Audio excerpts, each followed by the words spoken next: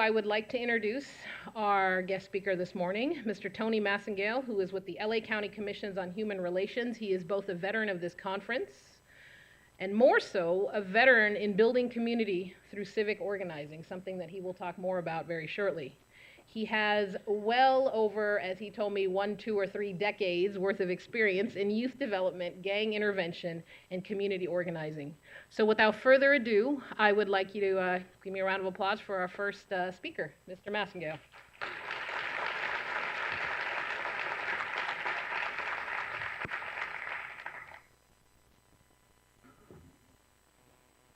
Good morning. Hope you're feeling as good as I am. I'm tingly all over. I'm not a speech maker.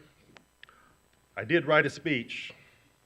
I'll try to stick with it, because they're going to get the hook and pull me off here if I gravitate into my real calling as a minister and start preaching to you. However, there's a couple of things I need to say, otherwise I wouldn't be up here. I don't like to get in at the microphone, and I'm behind the scenes. I'm an organizer.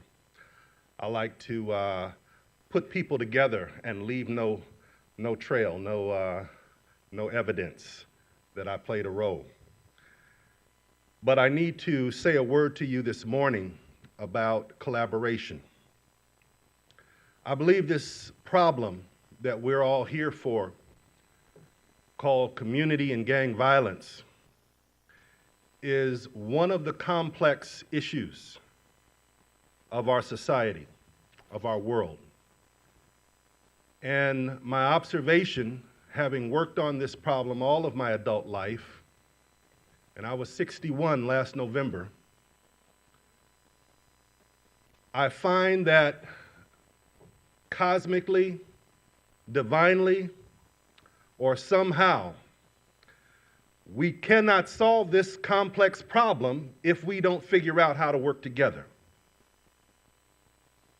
It's a societal problem. It's a community-wide problem. I remember the days, and I look around, and I'm not going to call any names, but some of you, I've been with you all this journey. You know who you are. I can remember when we argued about whether or not we should invest in intervention or prevention. Get over it. It's one part, each are one part of a continuum. We never stop preventing. We never stop intervening. We continue the cycle of prevention and intervention. So why is there an argument? Get over it. Should gang intervention practitioners be in the mix? I can remember the arguments, especially from law enforcement and elected and appointed officials. Once a gang member, always a gang member. You can't trust them. And having grown up in South LA and watched this gang thing come online, and going off to college and picking up the headlines in 1970 and 71, and reading about black on black crime and Crips and Bloods and a resurgence of Latino gangs in East LA, I said, no, we're supposed to finish the revolution. No, we're not going to go backwards and start hating and killing each other. No. And black on black crime and brown on brown crime and yellow on yellow crime, if you'll pardon my shorthand for the ethnic groups in this county, is still 90% of what happens. And then that 10% where we go across colors is such a deadly threat, because some gangsters have sent a message. We don't want them in our neighborhoods. It goes way beyond the gang issue. It's a race issue. We got neo-Nazi racism going on. And it goes both ways. My first project with the Human Relations Commission was to go into where I live, in Pasadena and Altadena, to work on what had become something that the graffiti said, SOM, sock on Mexicans. And I was outraged. And so we pulled together a collaborative. We called it Vision 2020. I named it. I'm not trying to brag. I said it's got to be Vision 2020 because we have to see more than we've seen. And we have to see it for the long haul. We have to be at it for about 20 years, minimum, in order to reverse the cycles. And at least until the year 2020, let's be at it and stay at it. And so we built a collaborative, over 200 volunteers, active, over 50 offices and agencies, active. And it's continuing 7 years later. And they've got the models for community reintegration and reentry of formerly incarcerated folk. Got the model for apprenticeships and preparation for the construction trades. Over 14 unions and 20 agencies and faith-based organizations. The community college, all part of the mix. They've got the model for a summer program for young people who didn't finish their credits in their senior year in high school, called Skills, because there is no summer school anymore. They've got the model for so many other pieces of the puzzle. But the hardest thing was to get them to see that they needed each other. I did over 200 one-on-ones. That's what we organizers do. A listening campaign. And how many stories did I hear where someone said, you know, I can't stand so-and-so. I'll never work with them again. I tried it. Let me tell you what they did. And I listened. And in a couple of instances, I actually got the two parties together and asked one of them to make an apology. They didn't do it because I would beat them up. I'm not that bad. They didn't do it because I guilt-tripped them, because guilt doesn't work for the long haul. They did it because it was the right thing to do. And a moral conscience obligated them to apologize for a couple of things. I think in order to build broad-based collaboration, we're probably going to have to do some apologizing to each other.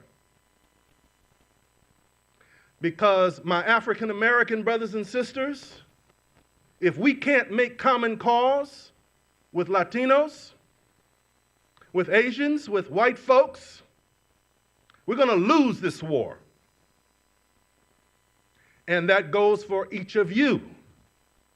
We've got to work across lines of difference, lines of color and culture and ethnicity and language, and faith and religion, and profession and specialty.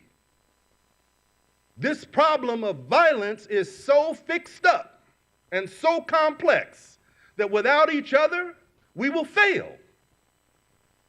I watch the young Turks in this business coming up. They think I don't like them.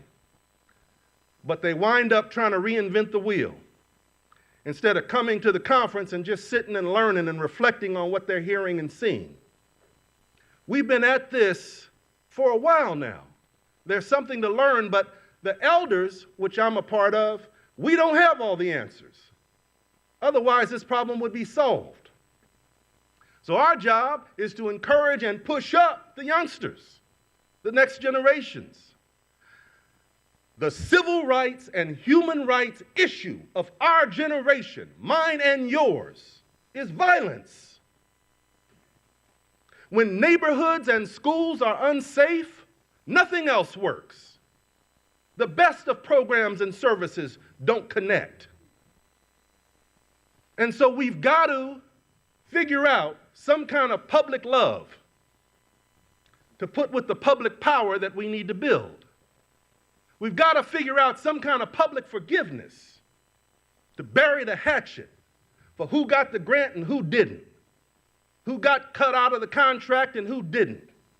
We've got to get over it, and we've got to have a higher cause so that one life, one child, one grandmother, one uncle, one son, the death of one has to break our hearts, has to compel us to get involved, and has to remind us that we need each other in order to solve this problem.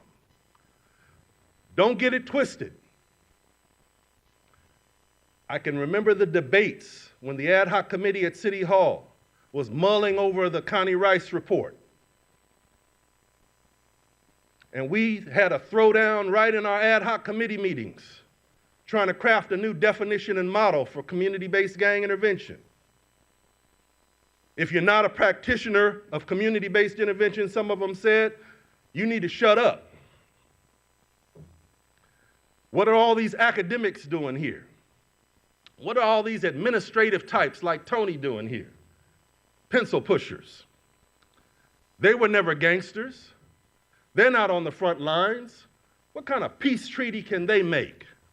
And they were half right. But they missed the point.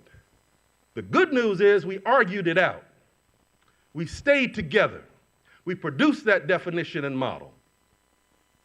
And we put something on the map in Los Angeles as it should be, because this is where this modern gang phenomena started. This is where this civil war across gang lines and race lines has begun, and it's time to end it. So they've showed me my card. I'm out of time. But I'm going to say this. I call you to purpose and mission. Call you to wake up and smell the cappuccino and realize that the civil rights and human rights issue of our time, of our generation, the thing that people were willing to march and demonstrate and die for, is here for us. This is it. We cannot do it without each other. We need the scientists and the researchers, the doctors and the experts. We need the grassroots practitioners, the interventionists. We need the organizers. We need each other at all levels. We need more services and programs. We need county government, which I work for, and my boss is here. Where's Robin?